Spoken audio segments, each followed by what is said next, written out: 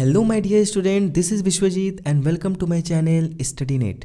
आज के इस वीडियो में हम लोग इलेक्ट्रिसिटी को कंप्लीट रिवाइज करने वाले हैं। तो भाई ये रिवीजन है, डैट मीन्स इसमें डिटेल में पढ़ाया नहीं जाएगा। हम लोग ऊपर से फटाफट इस तरीके से रिवाइज करेंगे कि एग्ज़ाम में कोई भी पॉइंट छूटे ना। ठीक है, चलो सबसे पहली चीज़ हमारी आती है, ये चार्जेस क्या होते हैं। चार्जेस दो प्रकार के होते हैं, एक होता है पॉजिटिव चार्ज, एक होता है नेगेटिव चार्ज। ठीक है, याद रखना कि जो लाइक चार्जेस होते हैं वो एक दूसरे को रिपेल करते हैं और जो अनलाइक चार्जेस होते हैं वो एक दूसरे को अट्रैक्ट करते हैं। ठीक है, यानी पॉजिटिव नेगेटिव एक दूसरे को अट्रैक्ट करेगा एंड नेगेटिव नेगेटिव एक दूसरे को रिपेल करेगा। ठीक है, the SI unit of charge is coulomb. Charge का एसआई यूनिट क्या होता है? कूलम होता है। एक इलेक्ट्रॉन पर कितना पावर का चार्ज कितना कूलम का चार्ज होता है बच्चों, जल्दी से बताओ। एक इलेक्ट्रॉन पर 1.6 into 10 to the power -19 coulomb का चार्ज होता है। इस बात को दिमाग में रखना। ठीक है, 1 coulomb of charge is equal to, अगर मैं ये पूछूं कि 1 कूलम ऑफ चार्ज में कितने इलेक्ट्रॉन्स होते हैं, that is 6.25 into 10 to the power 18 electrons. तो बच्चों अगर मैं तुम लोगों से पूछूं कि तुम्हारे सामने अगर मैं एक ऑब्जेक्ट रख दूं और उसके बाद तुमसे पूछूं कि बताओ इसमें कितने इलेक्ट्रॉन्स हैं या फिर इसमें कितना चार्ज है, तो क्या बोलोगे? तो तुम्हारा आंसर ये होना चाहिए कि सर आप हमको ना दो चीज़ बता दो। सबसे पहला कि दो चीज़ नहीं सर, आप मुझे सिर्फ एक चीज़ बता दो कि इसमें कितने इलेक्ट्रॉन्स हैं, बस इसके अलावा हमें कुछ नहीं चाहिए। तो एक फॉर्मूला होता है Q is equal to NE। इसका मतलब क्या हो गया कि किसी भी बॉडी पे कितना चार्ज होगा ये डिपेंड करेगा उसमें कितने नंबर ऑफ इलेक्ट्रॉन्स हैं और साथ साथ में एक इलेक्ट्रॉन पे कितना का चार्ज होता है। तो बच्चों मैंने क्या बताया, एक इलेक्ट्रॉन पे कितने का चार्ज है? 1.6 into 10 to the power -19 coulomb. तो अगर मैं तुमसे पूछूं कि बताओ कि उस बॉडी पे कितना का चार्ज होगा, तो अगर तुम्हें पता है कि उसमें x नंबर ऑफ इलेक्ट्रॉन्स हैं तो उसको मल्टीप्लाई कर दो 1.6 इंटू 10 टू द पावर -19 से, तो पता चल जाएगा कि उसमें कितना चार्ज है उस बॉडी पे। था ना इजी? कितना हार्ड था? बहुत सिंपल है ना। फिजिक्स भाई हार्ड नहीं है, बड़ा ही सिंपल है। बस उसके फॉर्मूले को ध्यान से देखना और इलेक्ट्रिसिटी यूं चुटकी में कंप्लीट होने वाला है। चलो आगे चलते हैं। नेक्स्ट देखो, कंडक्टर किसे कहते हैं भाई? जिससे इलेक्ट्रिसिटी फ्लो हो सके, यानी जिससे चार्जेस फ्लो करते हो उसको हम कहेंगे कंडक्टर, और जिससे चार्जेस फ्लो नहीं करते हैं उसको हम लोग कहते हैं इंसुलेटर। ठीक है, चलो आगे। नेक्स्ट अगला हमारा है इलेक्ट्रिक पोटेंशियल। आखिर इलेक्ट्रिक पोटेंशियल क्या होता है? तो चलो पहले हिंदी में समझते हैं। एक यूनिक चार्ज को एक प्लेस से दूसरे प्लेस तक ले जाने में जो वर्क डन होता है उसी को हम इलेक्ट्रिक पोटेंशियल कहते हैं। कहने का मतलब कि एक जगह से दूसरे जगह तक जब हम इलेक्ट्रॉन को लेकर जाते हैं तो कोई ना कोई तो काम होता होगा ना, कोई ना कोई पावर तो लगता होगा, उसी को हम कहते हैं इलेक्ट्रिक पोटेंशियल। इंग्लिश में देखते हैं, the amount of work needed to move a unit positive charge unit charge from a reference point to a specific point against an electric field. समझ गए ना? इलेक्ट्रिक पोटेंशियल क्या होता है? वो वर्क डन जिसके बदौलत हम किसी भी एक चार्ज को एक जगह से दूसरे जगह पर ले जाते हैं, वो जो ताकत लगता है उसी को हम इलेक्ट्रिक पोटेंशियल कहते हैं। नेक्स्ट, पोटेंशियल डिफरेंस क्या है? अब जरा इस बात को समझो। यहाँ पे मैं एक चीज़ जा रहा हूँ समझाने के लिए, ठीक है? इस चीज़ को गौर से समझना। अब ये हमारा है सेल, ठीक है? सेल नहीं, अब इसको हम बैटरी कहेंगे। हम बैटरी क्यों कहेंगे बच्चों? क्योंकि यहाँ पे एक से ज़्यादा सेल है। जब एक से ज़्यादा सेल होते हैं the combination of cell is called battery. तो अब यहाँ से जो करंट है वो इस डायरेक्शन से इस डायरेक्शन में फ्लो होने लगेगा। ठीक है, ध्यान से देखना जो मैं समझाने जा रहा हूँ। अब अगर ये पॉजिटिव चार्ज है तो यहाँ से ये जो जा रहा है ये हमारा पॉजिटिव चार्ज जा रहा है, ठीक है ना? और ये हमारा एक कंडक्टर है और इस कंडक्टर में हमें पता है, एक चीज़ ध्यान रखना कि कंडक्टर में फ्री इलेक्ट्रॉन्स होते हैं, वो इधर उधर घूमते रहते हैं। तो अब जैसे ही यहाँ पे उसको पॉजिटिव चार्ज मिला, ये इलेक्ट्रॉन है, ऑपोजिट चार्ज है, तो ये क्या करेगा? इसकी ओर अट्रैक्ट होने लगेगा। ठीक है, तो इसीलिए अगर हमारा चार्ज इस तरफ से इस तरफ बह रहा है तो कंडक्टर के अंदर जो इलेक्ट्रॉन का फ्लो होगा वो उसका ऑपोजिट होता है। क्यों होता है? मैं फिर से रिपीट करता हूँ, क्योंकि जब चार्ज इधर से इधर जाएगा, ये पॉजिटिव चार्ज है और इसके अंदर हमारा नेगेटिव चार्ज है, तो हमें पता है कि पॉजिटिव और नेगेटिव चार्ज एक दूसरे को अट्रैक्ट करते हैं और इस वजह से ये क्या हो जाएगा, सारे इलेक्ट्रॉन्स जो है वो इधर आ जाएंगे जितना हो सकता है। तो अब बताओ कि जब इलेक्ट्रॉन्स इधर आ जाएंगे तो यहाँ पे इलेक्ट्रॉन की संख्या ज़्यादा हो जाएगी, होगी ना, और यहाँ पे इलेक्ट्रॉन की संख्या कम हो जाएगी। तो देखो दोनों तरफ कोई ना कोई एक प्रकार का एक डिफरेंस क्रिएट हो गया, इसी को हम पोटेंशियल डिफरेंस कहते हैं। ठीक है, आई होप कि इस चीज़ को समझ गए होंगे कि जो मेन करंट होता है, मेन करंट हमारा जाता है पॉजिटिव टू नेगेटिव। ये देखो ये पॉजिटिव है, ये घूम कर आया नेगेटिव की ओर। तो जब यहाँ पे पॉजिटिव चार्ज होगा तो ये जो इलेक्ट्रॉन जो फ्रीली इधर उधर मूव कर रहे हैं कंडक्टर के अंदर, वो क्या होंगे, नेगेटिव चार्ज की ओर अट्रैक्ट हो जाएंगे। और जब नेगेटिव चार्ज की ओर अट्रैक्ट हो जाएंगे तो यहाँ पे इलेक्ट्रॉन की संख्या ज़्यादा हो जाएगी, यहाँ पे इलेक्ट्रॉन की संख्या कम हो जाएगी।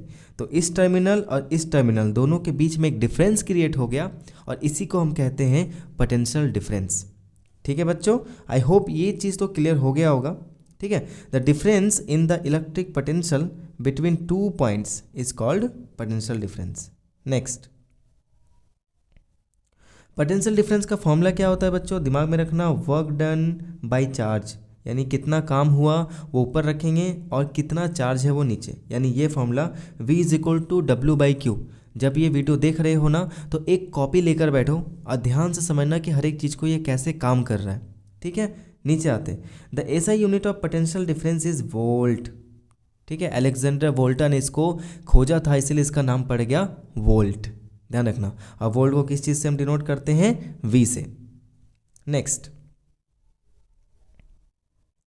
अब आपसे पूछ देगा कि बताओ डिफाइन 1 वोल्ट, आखिर 1 वोल्ट क्या होता है। अब देखो, अभी हमने थोड़ा देर पहले क्या फॉर्मूला देखा बच्चों, हमने फॉर्मूला देखा कि potential difference is equal to work done by time. ठीक है, अब हम जानते हैं कि पोटेंशियल डिफरेंस का क्या होता है, वोल्ट होता है। वर्क डन का क्या यूनिट होता है, जूल होता है। और टाइम का क्या यूनिट होता है, सेकेंड। तो हम यहाँ पे वोल्ट, जूल और सेकेंड ऐसे लिख दिए। तो जब भी तुमसे ये पूछ दे कि डिफाइन 1 वोल्ट, डिफाइन 1 जूल, तो उसका जो भी फॉर्मूला होता है उसका यूनिट पहले वहाँ पे पुट करो। अब पुट करने के बाद उसके बगल में 111 लिख दो। ठीक है, अब होगा क्या देखो, कहने का मतलब है कि जब 1 जूल ऑफ वर्क डन को करने में जितना चार्ज लगता है वो हमारा कहलाता है 1 वोल्ट। चलो इसको पढ़ के देखते हैं। The potential difference between 2 points is said to be 1 volt if 1 joule of work done is in moving 1 coulomb of electric charge from 1 point to another point. यानी इस पॉइंट से इस पॉइंट तक ले जाने में, यानी जो भी चार्ज है उस चार्ज को यहाँ से यहाँ तक ले जाने में जो भी वर्क डन होता है, जो भी वर्क डन होता है उसको हम कहते हैं हमारा 1 वोल्ट। यानी एक तरह से हम कह सकते हैं कि 1 जूल ऑफ वर्क डन होता है जब 1 कूलम चार्ज को एक पॉइंट से दूसरे पॉइंट ले जाने में, तब वो 1 वोल्ट ऑफ पोटेंशियल डिफरेंस कहलाता है। ठीक है, कोई भी डाउट होगा नीचे तो कमेंट करना। अब यहाँ पे देखो इसको लिखेंगे कैसे। अब हमारा जूल का जूल होता, वर्क डन का जूल होता है, फिर कूलम होता है और इस तरह से जूल पर कूलम लिखा गया। ठीक है, चलो नेक्स्ट। ये मेरा नोट सेल एप्लीकेशन सही से काम नहीं कर रहा है, इसलिए थोड़ा बहुत हाईलाइटिंग में प्रॉब्लम है, मैं मैनेज कर लेना। ठीक है, नेक्स्ट। अब ये वोल्ट मीटर क्या होता है बच्चों, वोल्ट मीटर वो होता है, ध्यान समझो, a volt meter is a device use to measure potential difference. Potential difference को मेजर करने के लिए जिस डिवाइस का हम यूज़ करते हैं उसको कहते हैं हम वोल्ट मीटर। अब देखो यहाँ पे वोल्ट मीटर दिख ही रहा होगा साफ साफ। ठीक है, नेक्स्ट। इससे रिलेटेड और कौन कौन से पॉइंट हमको दिमाग में रखने हैं कि a volt meter is always connected in parallel. एक वोल्ट मीटर को हम हमेशा पैरेलल में कनेक्ट करते हैं। जैसे यहाँ पे देखो पैरेलल में कनेक्ट करने का क्या है, ऐसे ऐसे ऐसे करके ये ऐसे वोल्ट मीटर। ठीक है, ध्यान रखना कि वोल्ट मीटर को हम हमेशा पैरेलल में कनेक्ट करते हैं, सीरीज में नहीं। नेक्स्ट, एक वोल्ट मीटर का रेसिस्टेंस हाई होता है ताकि ये सर्किट से ना के बराबर करंट ले। तो जब हम कोई भी सर्किट में हम वोल्ट मीटर लगाएंगे तो उसका रेसिस्टेंस एकदम हाई होता है। ठीक है, ताकि ये सर्किट से एक भी प्रकार का करंट जो है अपने अंदर से फ्लो ना होने दे। डैट मीन्स करंट अगर जा रहा है तो इस डायरेक्शन से वो जाता रहेगा, वोल्ट मीटर में नहीं जाएगा, वो कोई भी करंट नहीं लेगा। ठीक है बच्चों, चलो नेक्स्ट। वोल्टेज का मतलब क्या होता है, पोटेंशियल डिफरेंस को ही हम एक तरह से वोल्टेज कहते हैं। अगर 220 वोल्ट लिख दिया डैट मीन्स वो उसका पोटेंशियल डिफरेंस तो है ही, साथ साथ में वहाँ पे वोल्टेज कितने का है, 220 वोल्ट का। कोई बैटरी अगर 6 वोल्ट का है, इट मीन्स कि वो बैटरी 6 वोल्ट का वोल्टेज क्रिएट कर रहा है।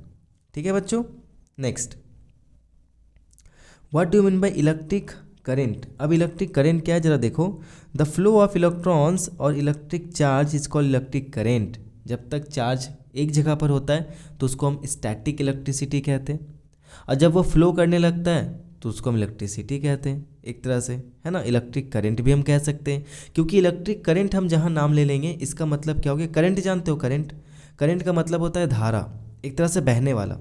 तो इलेक्ट्रिक करंट का मतलब ही हो गया जब इलेक्ट्रॉन्स फ्लो करते हैं तभी वहाँ पे इलेक्ट्रिक करंट होता है, जब तक वो फ्लो नहीं करते इलेक्ट्रिक करंट नहीं होता।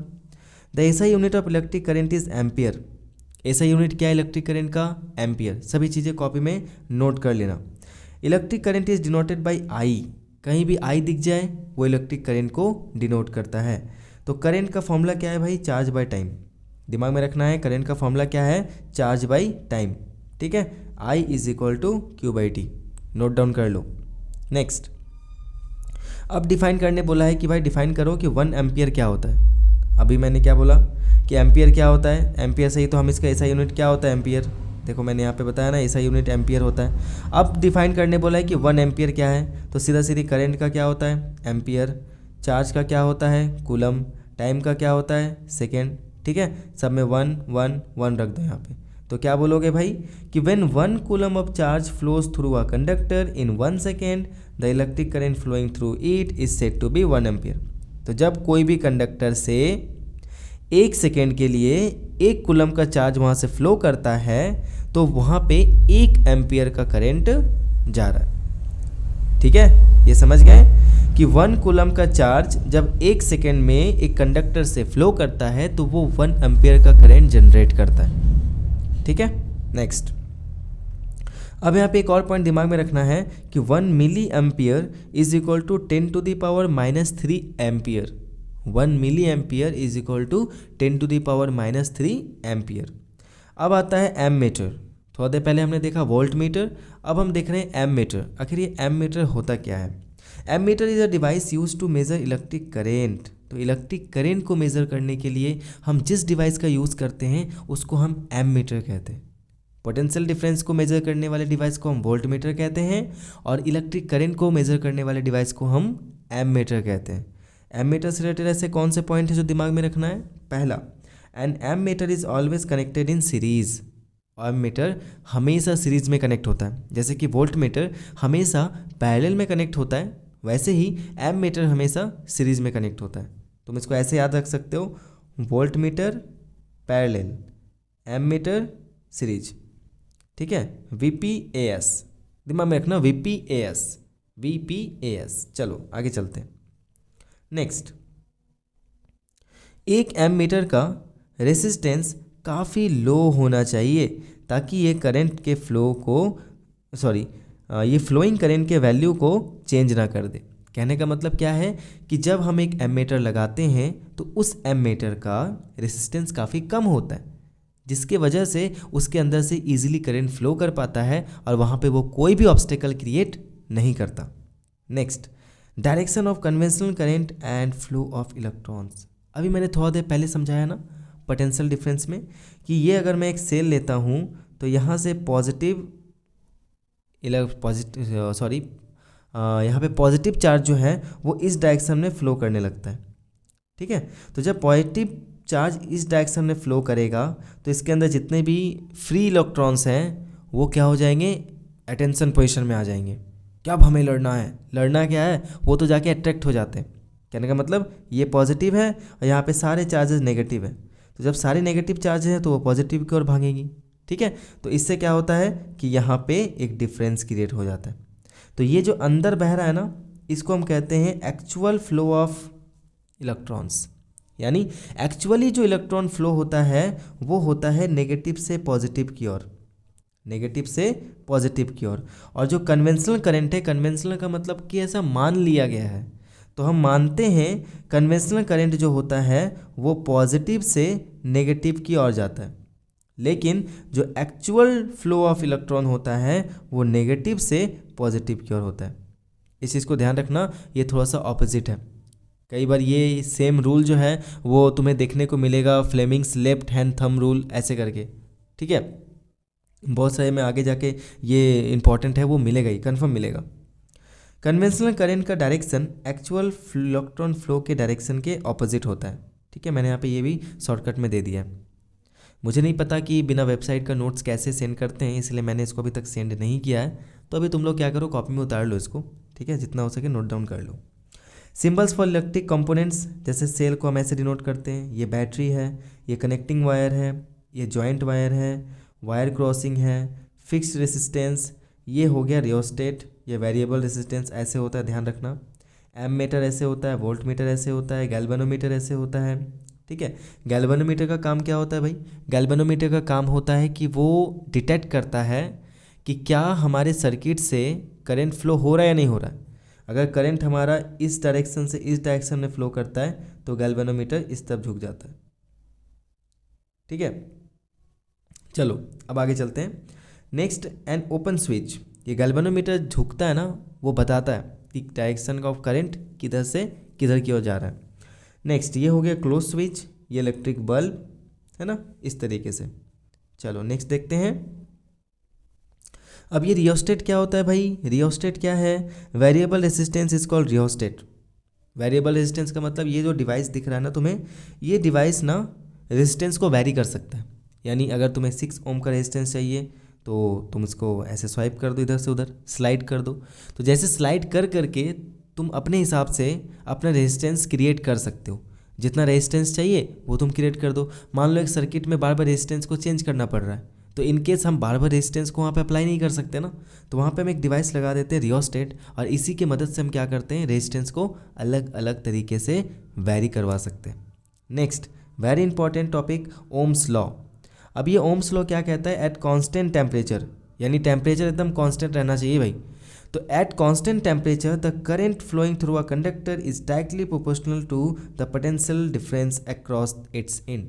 यानी हम एक तरह से कह सकते हैं कि हमारा V is directly proportional to I, यानी पोटेंशियल डिफरेंस इलेक्ट्रिक करंट का डायरेक्टली प्रोपोर्शनल होता है। जितना हम करंट को बढ़ाएंगे पोटेंशियल डिफरेंस बढ़ेगा, करंट को घटाएंगे पोटेंशियल डिफरेंस घटेगा। उसी प्रकार से अगर हम पोटेंशियल डिफरेंस को बढ़ाएंगे तो करंट घटेगा, करंट भी बढ़ेगा, पोटेंशियल डिफरेंस को घटा देंगे तो करंट भी घट जाएगा। दोनों एक दूसरे के डायरेक्टली प्रोपोर्शनल है।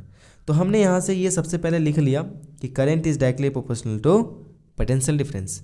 इसको हम इस तरीके से भी लिख सकते हैं, potential difference is directly proportional to current. अब उसके बाद हमको पता है कि हम डायरेक्टली प्रोपोर्शनल को हटाते हैं, वहाँ पे हम इक्वल टू डालते हैं, और जब हम ऐसा करते हैं तो वहाँ पे हमको कोई ना कोई रेजिस्टेंस चाहिए होता, मतलब कांस्टेंट चाहिए होता है भाई। तो यहाँ पे हमारा कांस्टेंट क्या है? यहाँ पे हमारा कांस्टेंट है रेजिस्टेंस। इसलिए यहाँ पे हमारा फॉर्मूला बनेगा V is equal to IR, where V stands for potential difference, I stands for current and R stands for resistance. ठीक है बच्चों, चलो आगे चलते हैं। अब इस ओम्स लॉ से हम 3 फॉर्मूला डिराइव करेंगे। सबसे पहला फॉर्मूला होगा V is equal to IR, दूसरा फॉर्मूला होगा I is equal to V by R, जिसमें current is directly proportional to potential difference and current is inversely proportional to resistance. तो जरूर इसको हम थोड़ा सा अच्छे से समझ लेते हैं। I is equal to V by R का मतलब क्या हुआ? देखो, ये ऊपर पोटेंशियल डिफरेंस है, ये करंट है, तो अगर हम पोटेंशियल डिफरेंस बढ़ाएंगे करंट बढ़ेगा, पोटेंशियल डिफरेंस घटाएंगे करंट घट जाएगा। लेकिन इसका ऑपोजिट रेसिस्टेंस है। अगर हम रेसिस्टेंस को बढ़ाते हैं, गौर से देखना, अगर हम रेसिस्टेंस को बढ़ाएंगे तो हमारा करंट घट जाएगा, अगर हम रेसिस्टेंस को घटाएंगे तो हमारा करंट बढ़ जाएगा। तो इससे हम क्या डिराइव किए कि इलेक्ट्रिक करंट रेसिस्टेंस का इन्वर्सली प्रोपोर्शनल होता है। रेसिस्टेंस बढ़ेगा तो करंट घटेगा, और रेजिस्टेंस घटेगा तो करंट बढ़ेगा। लेकिन पोटेंशियल डिफरेंस के बढ़ने से करंट भी बढ़ जाता है, और उसके घटने से करंट भी घट जाता है। ठीक है बच्चों, and last formula that is R is equal to V by I. तीनों फॉर्मूला इंपॉर्टेंट है, जहाँ पे जिस भी तरीके से अप्लाई करना हो तुम इजीली उसको अप्लाई कर सकते हो। ठीक है बच्चों, आगे चलते हैं। Next, resistance of a conductor. एक कंडक्टर का रेसिस्टेंस आखिर किन किन चीज़ों पे डिपेंड करता है और आखिर ये रेसिस्टेंस होता क्या है वो भी देख लो। The property of a conductor due to which it get opposes the flow of current through it is called resistance. कहने का मतलब बाधा। एक तरीके से तुम रास्ते से जा रहे हो और किसी ने तुम्हारा रास्ता टोक दिया तो वो रेसिस्टेंस है। तो अगर करंट फ्लो करता है और उसके फ्लो के बीच में कोई भी अगर चीज़ आ जाता है जो उसके फ्लो को रोकता है, कम करता है, वही तो रेसिस्टेंस है। रेजिस्टेंस का ऐसा यूनिट क्या होता है? दैट इज़ ओम। ठीक है, ध्यान रखना, रेजिस्टेंस का ऐसा यूनिट क्या है? ओम।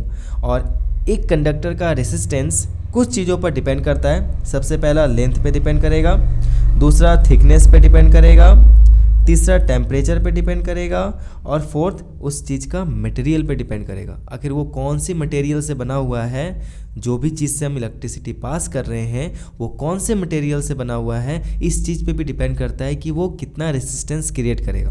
फिर से रिपीट कर रहा हूँ, रेजिस्टेंस 4 चीज़ों पे डिपेंड करता है। पहला लेंथ ऑफ द कंडक्टर, दूसरा थिकनेस ऑफ द कंडक्टर या फिर एरिया ऑफ द कंडक्टर, तीसरा टेम्परेचर एंड चौथा नेचर ऑफ द मटेरियल। अब समझे कि ओम्स लॉ में ऐसा क्यों कहा गया था, at a constant temperature.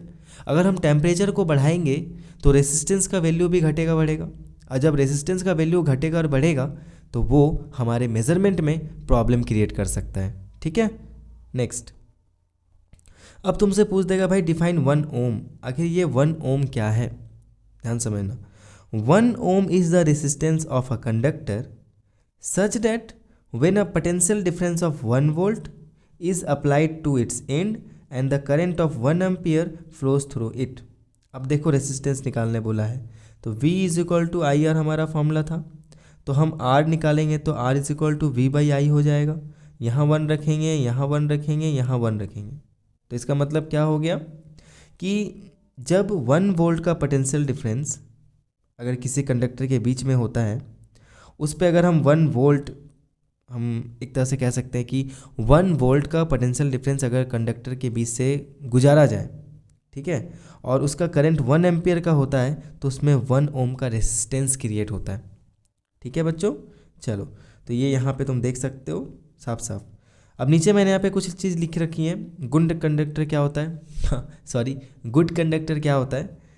Have low electrical resistance, जिसका इलेक्ट्रिकल रेजिस्टेंस बहुत कम होता है उसको गुड कंडक्टर बोलते हैं।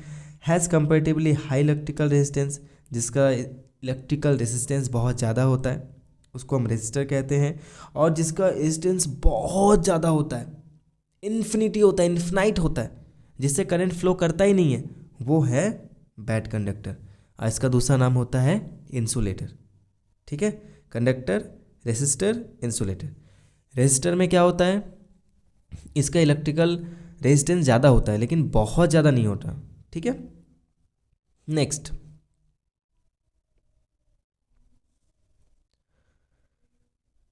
Copper and aluminium are good conductors of electricity and silver is the best conductor of electricity.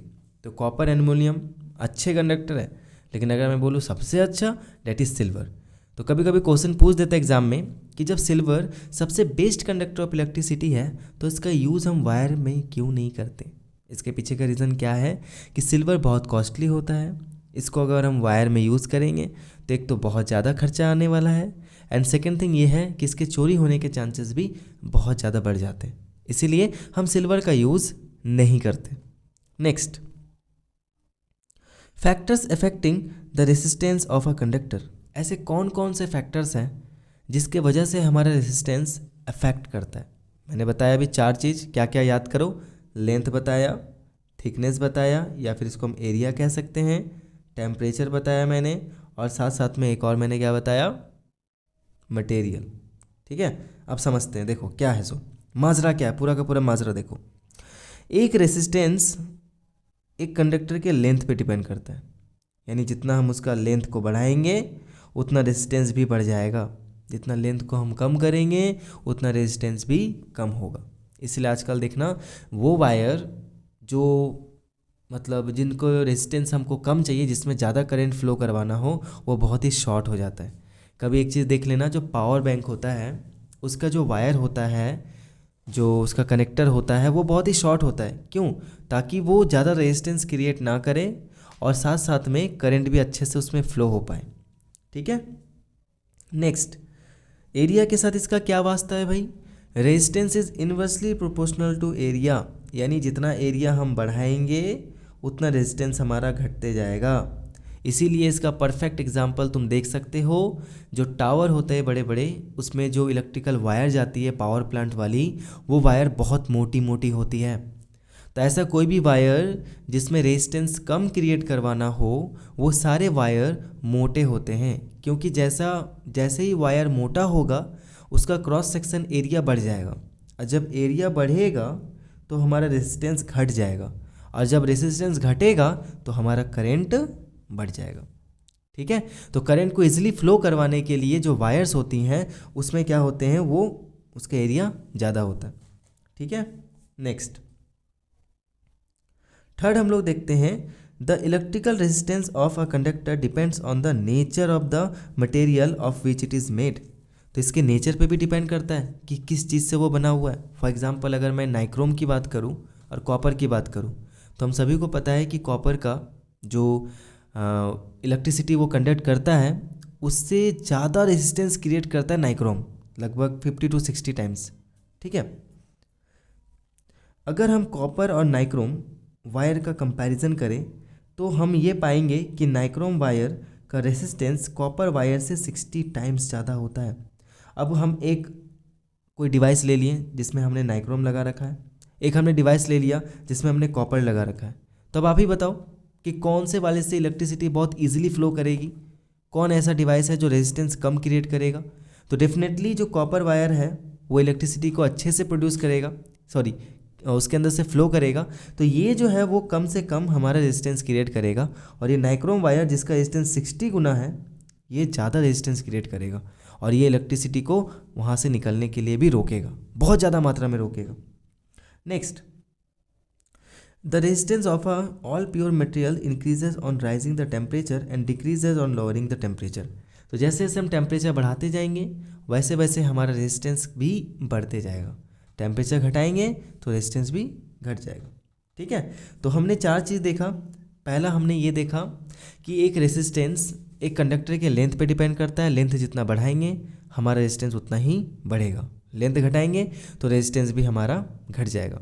Second thing, हमारा रेजिस्टेंस एरिया के opposite होता है, यानी एरिया को हम जितना बढ़ाते हैं हमारा रेजिस्टेंस उतना घटेगा, एरिया जितना हम घटाएंगे हमारा रेजिस्टेंस उतना ही बढ़ जाएगा। ठीक है, समझ जाओ। यानी जो पतले वायर होते हैं उसका रेजिस्टेंस बहुत ज़्यादा होता है। ठीक है ना। चलो, थर्ड हो गया हमारा मटेरियल।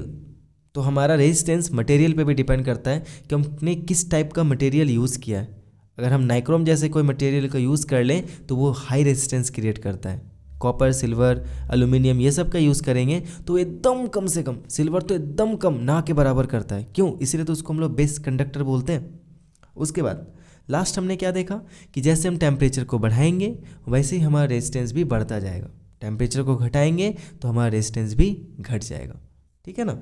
तो आई होप बच्चों यहाँ तक तुम लोगों को कोई भी दिक्कत नहीं होगा। चलो नेक्स्ट देखते हैं हमारा रेसिस्टिविटी। आखिर रेसिस्टिविटी होता क्या है?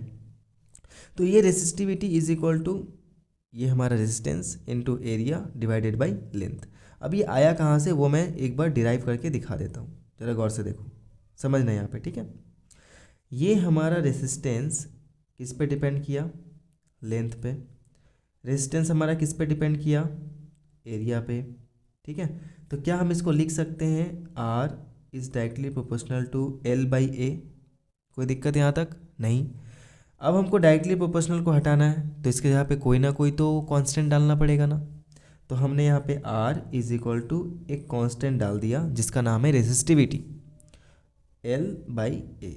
अब इस रेसिस्टिविटी को निकालना है तो इसको हम इस तरफ लाएंगे, इज इक्वल टू RA/L। तो यहाँ से ये रेसिस्टिविटी का फॉर्मूला डिराइव होता है। ठीक है ना। चलो ये फॉर्मूला दिमाग में रखना। अब तुमसे पूछ देगा कि रेसिस्टिविटी का यूनिट निकालो, तो जब भी यूनिट निकालने का रहा ना तो यहाँ पे जो भी रहेगा उसका यूनिट लिख दो। सबसे पहले रेजिस्टेंस का यूनिट क्या होता है? ओम। एरिया का यूनिट क्या होता है? Metre square. लेंथ का यूनिट क्या होगा? मीटर। तो हम इसको काटने के बाद हमारा क्या बचेगा? Ohm meter. तो अगर पूछ दे what is the SI unit of resistivity, then you have to tell the SI unit of resistivity is ohm meter. तो बच्चों ध्यान रखना, जब भी कोई ऐसा टर्म तुम्हें डिराइव करने के लिए दे दिया जाए, वहाँ एसआई यूनिट अगर ना भी पूछे तो उसको बता कर आना, एग्जामिनर पे एक अच्छा इंप्रेशन क्रिएट करने वाले हो। नेक्स्ट, अब देखते हैं हम लोग आगे। देखो यहाँ पे एक बड़ा ही इंपॉर्टेंट सा मैंने बात लिख रखा है, और वो क्या है कि किसी भी सब्सटेंस की रेसिस्टिविटी उसके लेंथ और उसके थिकनेस पर डिपेंड नहीं करती, यह सिर्फ उस सब्सटेंस के नेचर और टेम्परेचर पर ही डिपेंड करती है। जैसे हमने थोड़ा देर पहले अभी क्या पढ़ा था कि रेसिस्टेंस जो होता है वो लेंथ पे डिपेंड करता है, रेसिस्टेंस एरिया पे डिपेंड करता है, रेसिस्टेंस उस मटेरियल पे डिपेंड करता है जिससे वो सब्सटेंस बना हुआ है, और साथ साथ रेसिस्टेंस हमारा टेम्परेचर पे भी डिपेंड करता है। लेकिन रेसिस्टिविटी की अगर हम बात करें तो रेसिस्टिविटी ना तो लेंथ पे डिपेंड करेगा और ना ही थिकनेस पे डिपेंड करेगा। वो किस चीज़ पे डिपेंड रहता है? नेचर पे, यानी वो सब्सटेंस किस नेचर का है, कैसे मटेरियल से बना हुआ है, और साथ साथ में टेम्परेचर पे डिपेंड करता है। एक और यहाँ पे टर्म है, नोट मैंने लिखा है कि जिस सब्सटेंस की रेसिस्टिविटी जितनी ज़्यादा होगी वो उतनी ही ज़्यादा करंट को रोकेगी। सिंपल सी बात है भाई, रेसिस्टेंस से ही रेसिस्टिविटी बना हुआ है, तो उस प्रॉपर्टी को, जिस प्रॉपर्टी से रेसिस्टेंस काम करता है, उस प्रॉपर्टी को हम रेसिस्टिविटी कहते हैं, और रेसिस्टिविटी जिसका जितना ज़्यादा होगा वो उतना ही ज़्यादा करंट को रोकेगा, उसको उतना ही पार नहीं होने देगा। ठीक है बच्चों।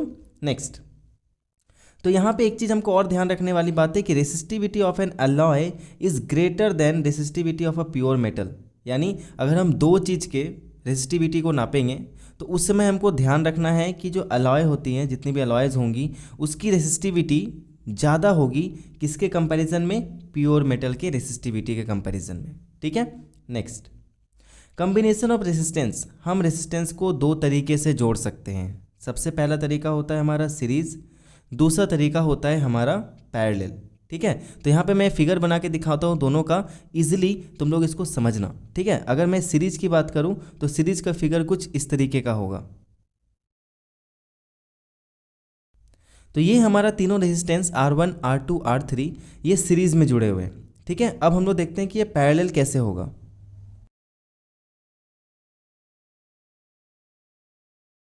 तो ये तीनों रेजिस्टेंस जो है वो हमारा पैरेलल में है, तो हमको पता है कि पैरेलल लाइंस कुछ इस तरीके के होते हैं। तो उसी तरीके के फिगर के स्ट्रक्चर से ही समझ लेना कि कौन सा फिगर जो है वो हमें पैरेलल कॉम्बिनेशन शो करता है, कौन सा फिगर हमको सीरीज कॉम्बिनेशन शो करता है। ठीक है।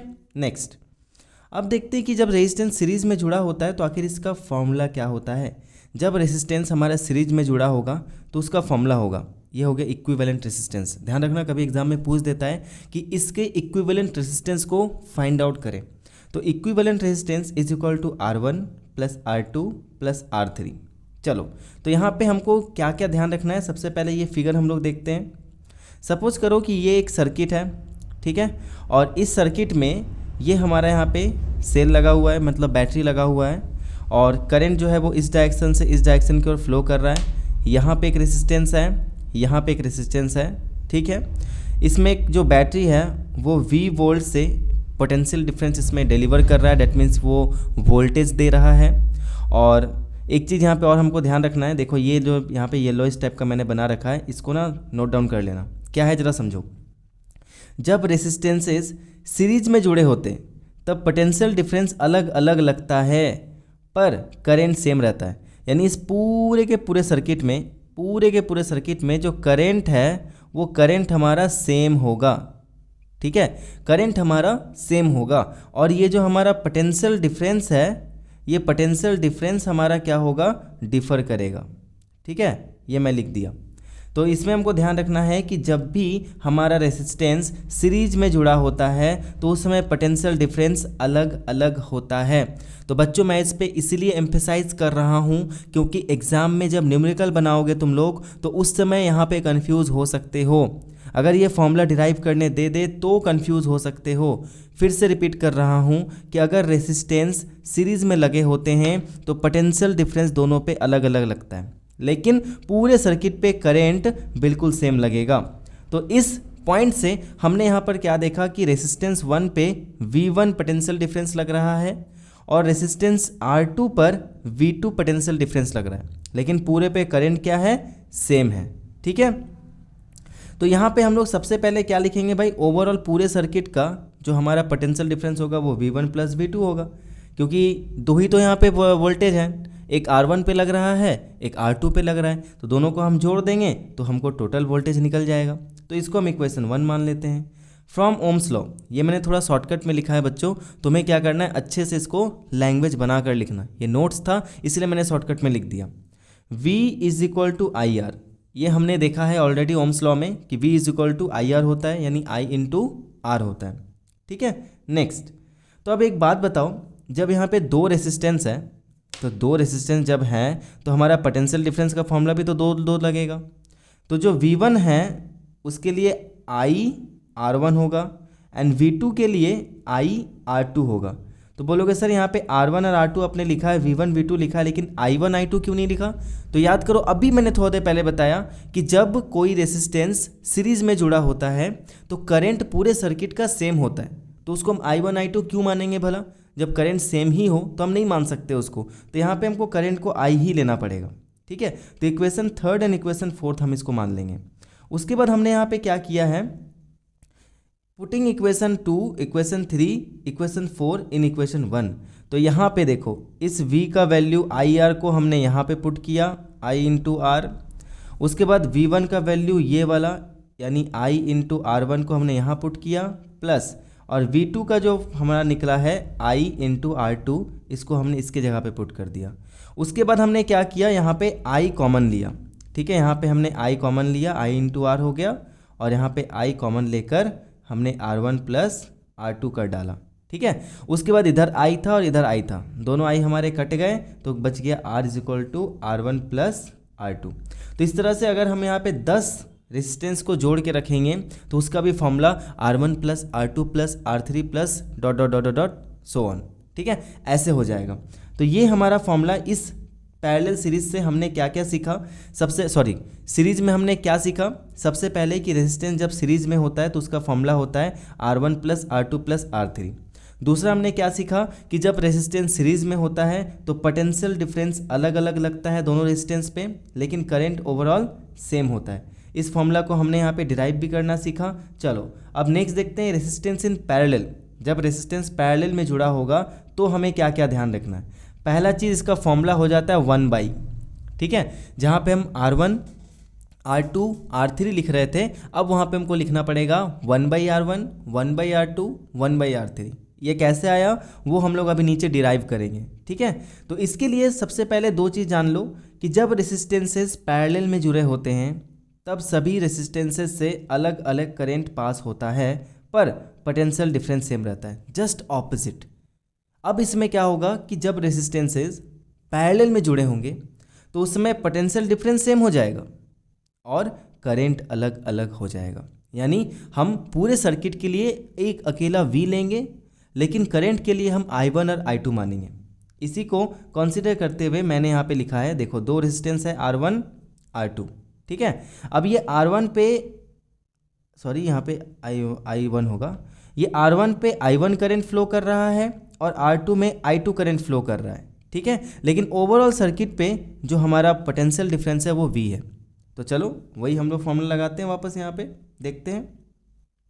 तो टोटल करंट हमारा हो जाएगा I is equal to I1 plus I2, जैसे हमने किया था, जो सेम था उसको हमने पहले लिख लिया था, V is equal to V1 plus V2। ठीक है, अब देखो यहाँ पे फ्रॉम ओम्स लॉ से अब हम करंट को डिराइव करेंगे, I is equal to V/R।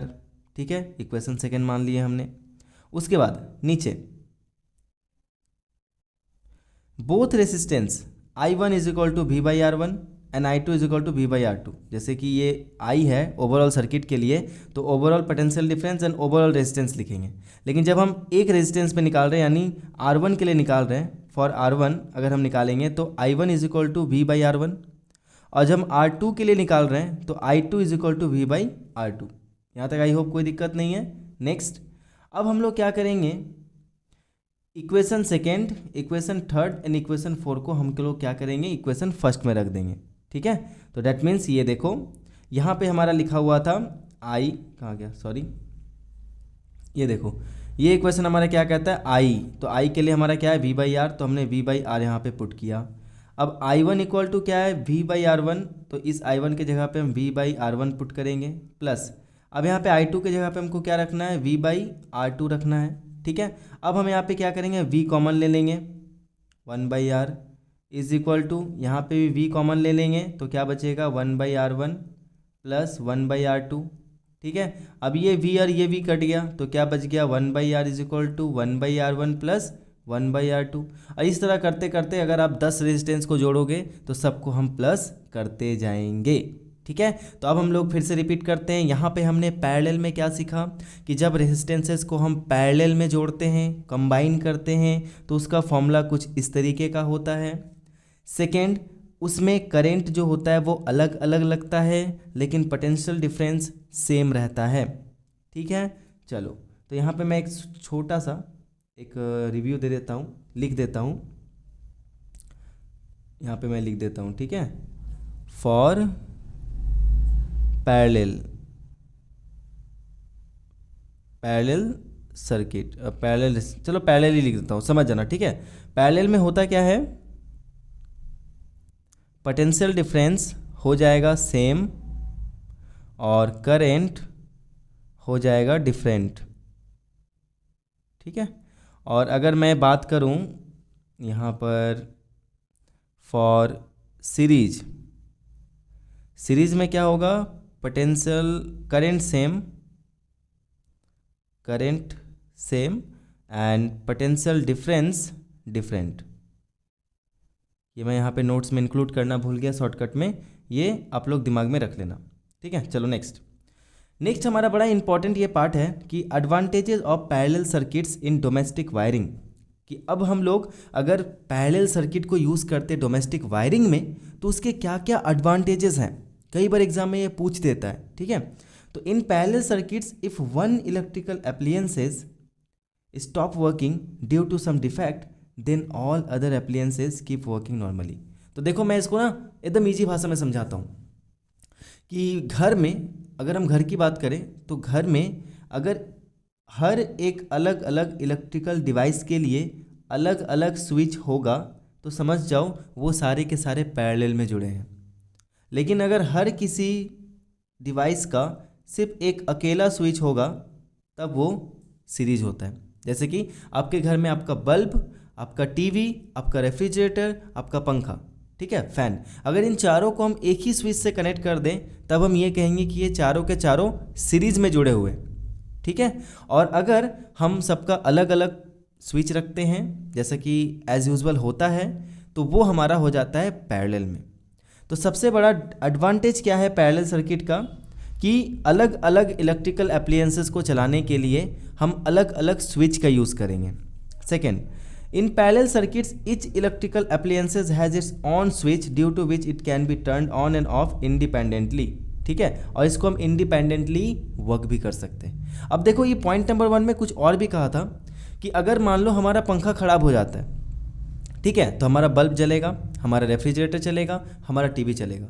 इन चारों में से कोई भी एक चीज़ अगर ख़राब हो जाता है तो इसका इम्पैक्ट दूसरे पे नहीं पड़ता। सबसे बड़ा, फिर से मैं रिपीट कर रहा हूँ बच्चों, सबसे बड़ा एडवांटेज यही होता है पैरेलल सर्किट का कि जब भी कोई एक इलेक्ट्रिकल डिवाइस ख़राब हो जाता है तो उसका इफेक्ट किसी दूसरे पे नहीं पड़ता, क्योंकि सबका अलग अलग स्विच होता है तो इसका एक दूसरे से कोई मतलब ही नहीं है। ठीक है, चलो next, in parallel circuits each electrical appliances gate the same voltage. अगर मैं पैरेलल सर्किट की बात करूं तो सारे के सारे को सेम वोल्टेज मिलता है। ऐसा क्यों? अभी हमने थोड़ा देर पहले देखा कि पैरेलल सर्किट में वोल्टेज सेम रहता है, करंट डिफर करता है। तो जब हम अलग अलग जगह पर अलग अलग स्विच से अलग अलग इलेक्ट्रिकल एप्लियंसेस को चलाते हैं, जैसा कि हम अपने घर में करते हैं, इससे क्या होता है कि सबके पास से सेम वोल्टेज गुजरता है। ठीक है, वोल्टेज में कोई भी कमी नहीं होती। In the parallel connection the overall resistance of the household circuit is reduced due to which the current from the power is high. अब कई बार यहाँ पे एक बार क्वेश्चन पूछ भी देता है कि अगर हम रेसिस्टेंस को पैरेलल में लगाते हैं और रेजिस्टेंस को हम सीरीज़ में लगाते हैं तो बताओ किस में पावर ज़्यादा होगा। तो डेफिनेटली जब हम 1/R कर रहे हैं तो इसका पावर तो घटने वाला है। जब रेजिस्टेंस हमारा घटेगा तब करंट उसमें से अच्छे से फ्लो करेगा। ठीक है, तो इसीलिए घर में हम पैरेलल सर्किट इसीलिए यूज़ करते हैं ताकि ओवरऑल रेजिस्टेंस घटा रहे, कम रहे और अच्छी तरीके से उसमें से करंट फ्लो हो सके। ठीक है बच्चों, कोई भी दिक्कत होगा तो नीचे ज़रूर कमेंट करना। ठीक है, I am there to help you. Next, disadvantages of series circuit for domestic wiring. अभी हमने एडवांटेज देखा पैरेलल सर्किट का, अब हम देखते हैं कि सीरीज सर्किट का डिसएडवांटेज क्या है। सबसे पहला, in series circuit if one electrical appliance stops working due to some defect then all other appliances also stop working. यानी अगर एक को भी कुछ हुआ तो सारे के सारे काम करना बंद कर देंगे। ऐसे ही मानो भाई, हम सभी के सभी भाई, अगर एक को भी किसी ने मारा ना तो हम भी खाना खाना छोड़ देंगे, हम भी बैठ जाएंगे उसकी सेवा में, ऐसे करके। ठीक है, आपने 4 डिवाइस को कनेक्ट किया था एक ही स्विच से।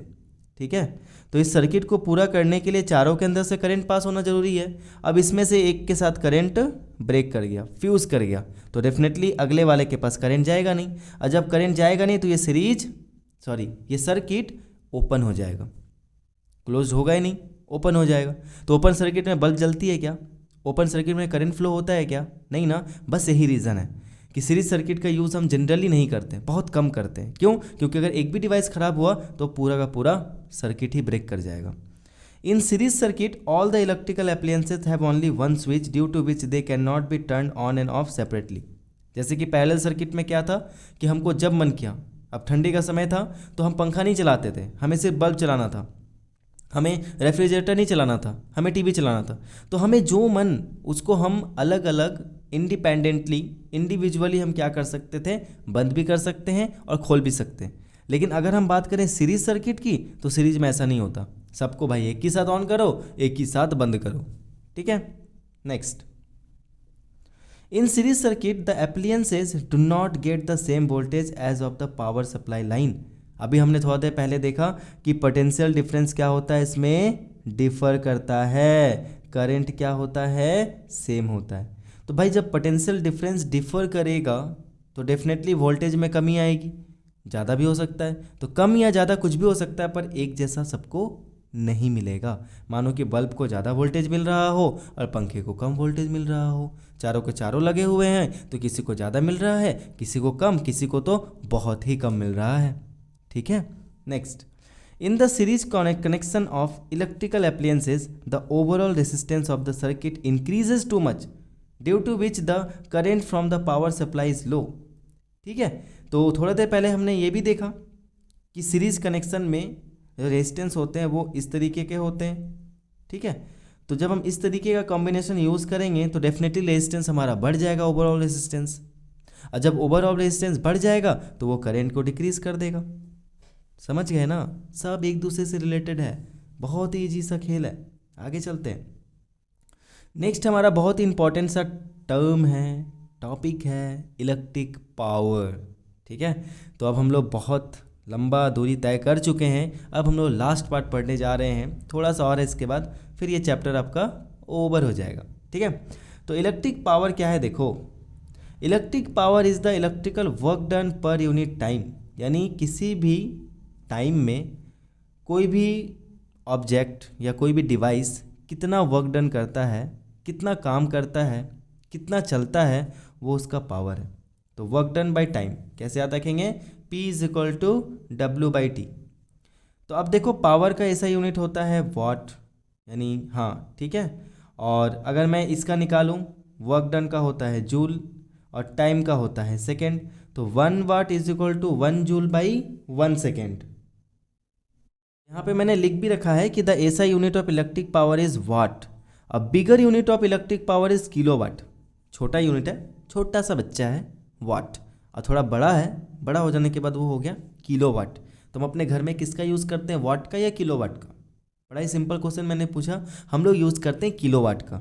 ठीक है, चलो नेक्स्ट नीचे देखते हैं, ये थोड़ा इंपॉर्टेंट पॉइंट हो जाएगा कि 1 किलोवाट में कितना वाट होता है, 1000 वाट होता है, कई बार न्यूमेरिकल में पूछेगा। ठीक है, इस वीडियो में मैं आपका थियरी पूरा कंप्लीट कर दे रहा हूँ, फिर मैं एक ऐसा वीडियो भी बना दूंगा जिसमें हम पूरे के पूरे फॉर्मूलाज को रिवाइज कर लेंगे इलेक्ट्रिसिटी का। ठीक है, वो भी मैं एक वीडियो बना दूंगा जिससे कि एग्ज़ाम में तुम लोगों को हेल्प हो जाए थोड़ा, है ना। चलो नेक्स्ट, जितना मेरे से हो पाएगा मैं करूँगा, don't worry. Electric power is the rate at which electrical energy is consumed. देखो इसका मतलब क्या हुआ कि ये बल्ब अगर 60 वाट का है, समझो अच्छे से, ये बल्ब अगर 60 वाट का है तो इसका मतलब ये हुआ कि ये 1 सेकेंड में 60 जूल का एनर्जी कंज्यूम कर रहा है। यानी जो इलेक्ट्रिसिटी आ रहा है ना, उसमें से ये 60 जूल का वर्क डन कर रहा है, 60 जूल का एनर्जी को कंज्यूम कर रहा है। कितना सेकेंड में? 1 सेकेंड में। अगर इसको हम 1 मिनट तक चलाएंगे तो वो 60 सेकेंड हो जाएगा, तो 60 × 60 जूल हो जाएगा। इतना एनर्जी वो कंज्यूम कर चुका होता है। इसीलिए हमें जब भी हम घर से बाहर जाते हों या फिर जब हमें कोई भी इलेक्ट्रिकल अप्लायंस की ज़रूरत ना पड़े तो उसको प्लीज़ ऑफ कर देना, क्योंकि इलेक्ट्रिसिटी वेस्ट मत करना।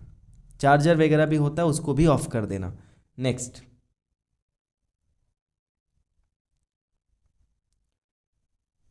एक सेकेंड में कोई इलेक्ट्रॉनिक डिवाइस जितनी एनर्जी कंज्यूम करता है वही उसका पावर है। लो, एकदम सिंपल, इससे सिंपल और तुम क्या ही समझ सकते हो। अगर मैं पावर की डेफिनेशन की बात करूं कि एक सेकेंड में कोई भी इलेक्ट्रॉनिक डिवाइस जितनी एनर्जी कंज्यूम करेगा वही उसका पावर कहलाएगा। तो अब पावर को भी निकालने के अलग अलग फॉर्मूलाज होते हैं। 3 तरीके से हम पावर निकालेंगे। सबसे पहला पोटेंशियल डिफरेंस एंड करंट को लेकर। तो पोटेंशियल डिफरेंस एंड करंट का क्या फॉर्मूला होता है? P = VI। ध्यान रखना, P = VI। अब यहाँ पे एक क्वेश्चन पूछ देगा कि डिफाइन 1 वाट। बताओ 1 वाट को डिफाइन करो। तो पावर का होता है, देखो P = VI, तो पावर का होता है क्या? वाट। ठीक है, और ये V से पोटेंशियल डिफरेंस, इसका होता है वोल्ट, और I मतलब करंट, करंट का होता है एम्पियर।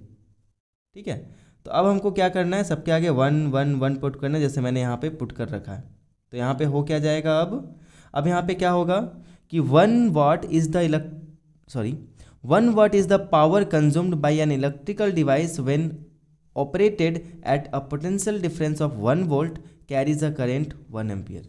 यानी किसी भी सर्किट में अगर मैं बात कर रहा हूँ तो उस सर्किट में अगर हम 1 वोल्ट का पोटेंशियल डिफरेंस देते हैं और उसमें से अगर हम 1 एम्पियर का करंट को पास करते हैं तो वहाँ पे जो पावर लगेगा, वो डिवाइस जो पावर कंज्यूम करेगा वो 1 वाट का करेगा। ठीक है, फिर से रिपीट कर रहा हूँ। तुम क्या कर सकते हो, जो फॉर्मूलाज हैं उस फॉर्मूला से ही उसके यूनिट को डिराइव कर सकते हो।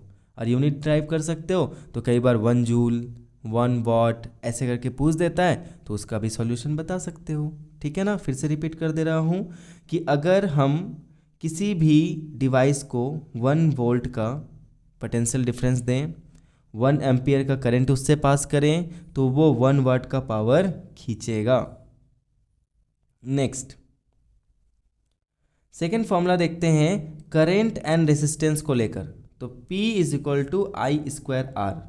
I²R, ध्यान रखना।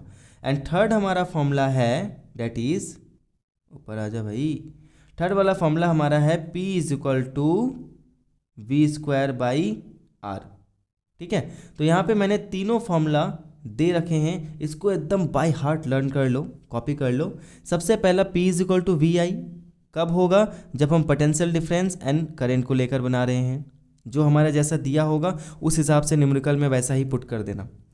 पावर = I²R, तो I² मतलब करंट एंड रेजिस्टेंस को लेकर, एंड पावर = V²/R मतलब पोटेंशियल डिफरेंस एंड रेजिस्टेंस।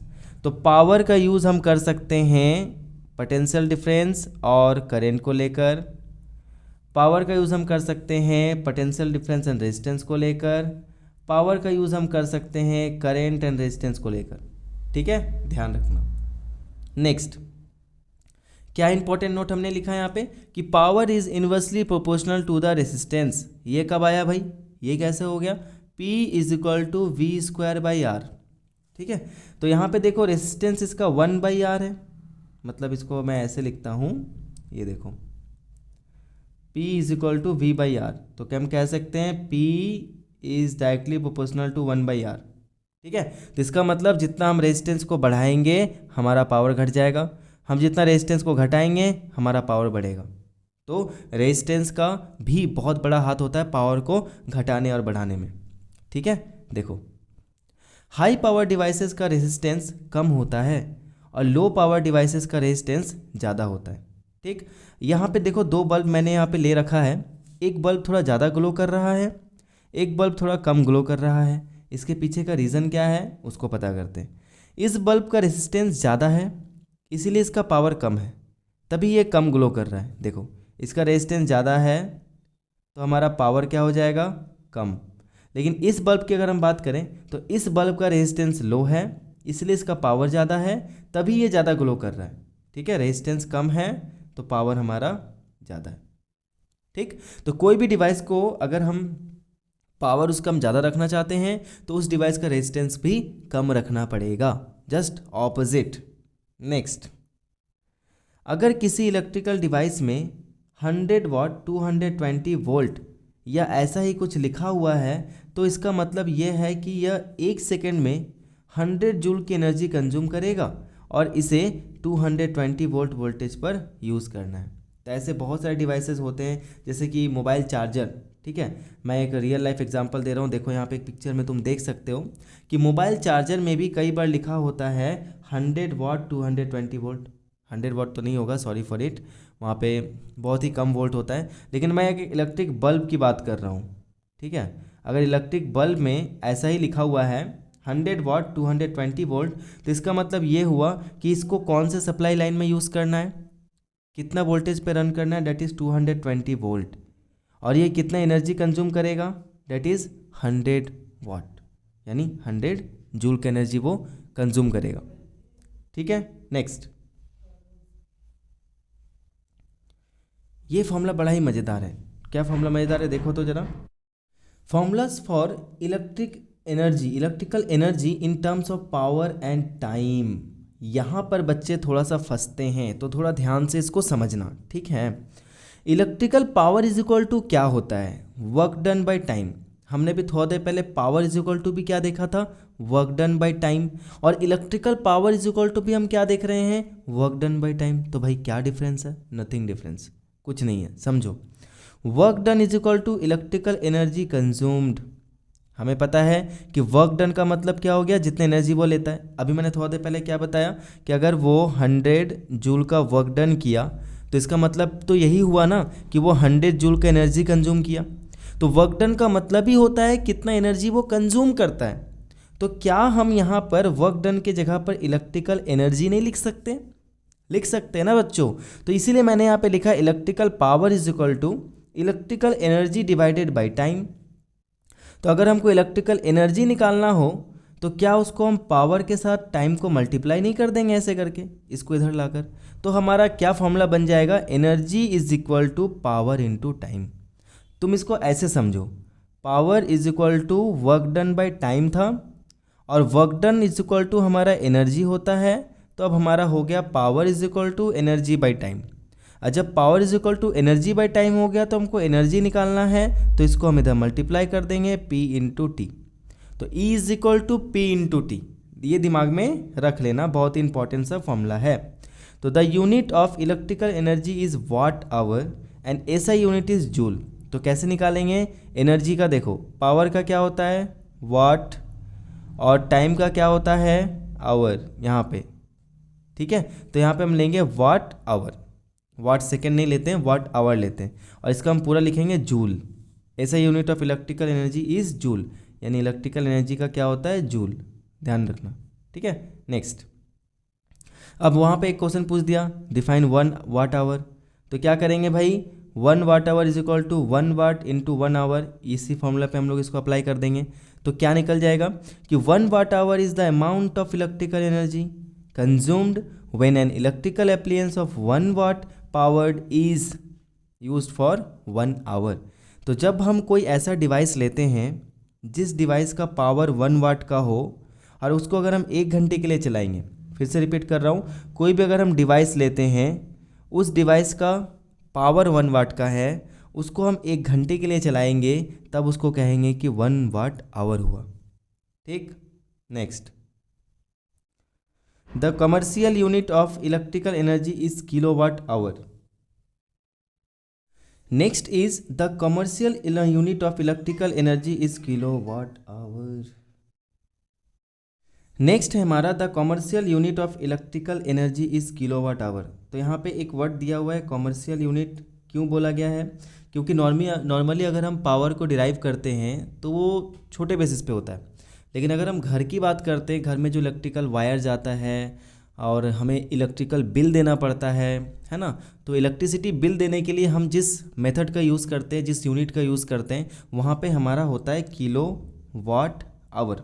वहाँ पे ये नहीं बोलेगा कि वाट आवर, क्योंकि वाट आवर बहुत ही छोटा यूनिट है। तो बड़े यूनिट के लिए हम लोग किलो वाट आवर का यूज़ करते हैं। ठीक है, चलो, तो अब किलो वाट आवर की अगर हम बात कर रहे हैं तो अब किलो वाट आवर का डेफिनेशन भी तो पूछ सकता है। तो 1 kilowatt hour equal to क्या होता है कि 1 किलो वाट इंटू 1 आवर। कहने का मतलब कि 1 kilowatt hour is the amount of electrical energy consumed when an electrical appliance having a power rating of 1 kilowatt is used for 1 hour. जैसा अभी हमने थोड़ा देर पहले देखा था कि अगर कोई भी डिवाइस जिसका पावर अगर 1 वाट होता है, उसको अगर हम 1 घंटे के लिए चलाते हैं तो 1 वाट आवर कहलाता है। इन द सिमिलर वे अगर कोई डिवाइस है जिसका पावर 1 किलो वाट है और उसको हम 1 आवर के लिए चलाते हैं तो 1 किलो वाट आवर होता है। ठीक है, तो 1 kilowatt hour is equal to 3.6 into 10⁻6 joule. कहने का मतलब 36 लाख जूल्स बराबर 1 किलो वाट आवर होता है। तो ये आपका न्यूमेरिकल में यूज़ हो सकता है, पूछ भी सकता है। तो ध्यान रखना 1 kilowatt hour equal to कितना होता है 3.6 इंटू 10⁻6 जूल। ठीक है, वीडियो थोड़ा लंबा हो रहा है बच्चों, लेकिन एक ही शॉट में कंप्लीट करने का इससे बेस्ट तरीका मेरे पास और कुछ नहीं था। बस थोड़ा सा और वेट कर लो, इतना देर वेट किया ही है तो अब वीडियो ख़त्म ही होने वाला है, चैप्टर भी ओवर हो जाएगा। लास्ट हम लोग एकदम लास्ट पार्ट देखने जा रहे हैं, heating effect of electric current. कहने का मतलब क्या है कि when an electric current is passed through a high resistance wire like nichrome wire, the resistance wire becomes very hot and produces heat. तो कहने का मतलब क्या है, एक चीज़ यहाँ पे ध्यान रखना कि जब भी हम कोई भी हाई रेसिस्टेंस वायर से इलेक्ट्रिक करंट को पास करते हैं तो वहाँ पर वो वायर हीट हो जाता है। ठीक है, वो हीट रिलीज़ करता है और इसी इफेक्ट को हम कहते हैं heating effect of electric current. समझ गए? तो यहाँ पे ध्यान रखने वाली बात यह है कि कोई भी कंडक्टर से अगर हम करंट को पास करेंगे तो वो उस कंडक्टर को हीट नहीं करता until and unless there is any resistance in it. जब तक रेसिस्टेंस नहीं होगा तब तक कभी भी कोई भी सर्किट जो है वो हीट नहीं करेगा। तो जितना ज़्यादा रेसिस्टेंस होगा उतना ही ज़्यादा वो सर्किट को हीट कर देगा। इसीलिए हीटर में जो हम वायर का यूज़ करते हैं वो नाइक्रोम का बना होता है। और अभी मैंने थोड़ा देर पहले बताया कि नाइक्रोम का रेसिस्टेंस कॉपर के कंपैरिजन में 60 टाइम्स ज़्यादा होता है। तो जब हाई रेसिस्टेंस होगा दैट मीन्स कि वो ज़्यादा से ज़्यादा हीट प्रोड्यूस करेगा। इसी के रिगार्डिंग हमारा सबसे लास्ट टॉपिक आता है जूल्स लॉ। अब जूल्स लॉ में होगा क्या? जूल्स लॉ में हमारा होता है according to Joule's law the heat produced by an electric current is equal to the product of the resistance of the conductor, the square of the current and the time for which it flows। कहने का मतलब कि कितना amount of heat release होगा वो depend करेगा उस पे करंट पे, रेसिस्टेंस पे और टाइम पे। मतलब अगर हम किसी डिवाइस से मान लो इलेक्ट्रिक करंट को पास कर रहे हैं, ठीक है, तो उस पर हम कितना करंट डाल रहे हैं, कितने एम्पियर का करंट डाल रहे हैं, उस डिवाइस में कितना ओम का रेसिस्टेंस लगा हुआ है और उसको हम कितने आवर के लिए चला रहे हैं, इसी से हमको पता चल जाएगा कि वो हीट कितना निकालेगा। तो ये formula H is equal to I² RT is very important. दिमाग रखना, दिमाग में रख लेना कि ये जूल्स लॉ काफ़ी इंपॉर्टेंट है। और जूल्स लॉ में कहता है H is equal to I² RT। ठीक है, तो अगर कोई भी इलेक्ट्रिकल डिवाइस में हम करंट देते हैं तो वो दो चीज़ में यूज़ होता है, क्योंकि सब में कुछ ना कुछ रेजिस्टेंस होता ही है। तो अगर उसमें रेजिस्टेंस है तो वो दो तरीके से काम करेगा। सबसे पहले वो एनर्जी कंज्यूम करेगा, है ना, एनर्जी तो लेगा ही ना भाई, उसमें कोई ना कोई तो पावर होगा। तो जब इलेक्ट्रिकल डिवाइस में कोई ना कोई पावर होता है, वो एनर्जी कंज्यूम करता है, उसको वो दो तरीके से यूज़ करेगा। पहला यूज़ करेगा उस डिवाइस को रन करने के लिए, दूसरा यूज़ करेगा उसमें हीट प्रोड्यूस करने के लिए। समझ गए? जैसे मान लो अगर मैं रेडियो की बात करूं या कोई भी सीडी डीवीडी की बात करूं, तो जैसे हम उसमें करंट डालेंगे तो सबसे पहले वो एनर्जी कंज्यूम करेगा, और एनर्जी कंज्यूम करने पे सबसे पहला काम वो उस डिवाइस को रन करेगा, उसको एक्टिवेट कर देगा, चलाने लगेगा। एंड दूसरा काम होगा क्या उसका, वो हीट रिलीज़ करेगा। जितना ज़्यादा रेजिस्टेंस होगा हीट उतना ज़्यादा रिलीज़ करेगा। तो यहाँ पे देखो, ये हमारा आयरन है, और आयरन के अंदर हमारा होता है नाइक्रोम वायर, ठीक है, और जो बहुत ही ज़्यादा हीट रिलीज़ करता है, रेजिस्टेंस उसका बहुत ही ज़्यादा होता है। ये हमारा बल्ब है, इसमें होता है हमारा टंगस्टन फिलामेंट, और इसका मेल्टिंग पॉइंट बहुत कम होता है, बहुत ज़्यादा नहीं होता, इसलिए बल्ब जो है बहुत जल्दी फ्यूज़ हो जाता है अगर वो ज़्यादा वोल्टेज अगर उसमें चला गया, करंट ज़्यादा चला गया, ठीक है। So I hope my dear students, आप लोगों को ये वन शॉट वीडियो इलेक्ट्रिसिटी का अच्छा लगा होगा, नोट्स पसंद आए होंगे। एंड अगर ऐसा है तो प्लीज़ आपको पता ही है करना क्या है, हमारे साथ बने रहें और अपने दोस्तों के साथ ये वीडियो शेयर करें। एग्जामिनेशन का टाइम है, and all the best, all the very best for your examination, science examination. ऐसे ही पढ़ते रहो और हमारे साथ बने रहो। तब तक के लिए everyone take care, be safe, keep learning and keep watching Study net.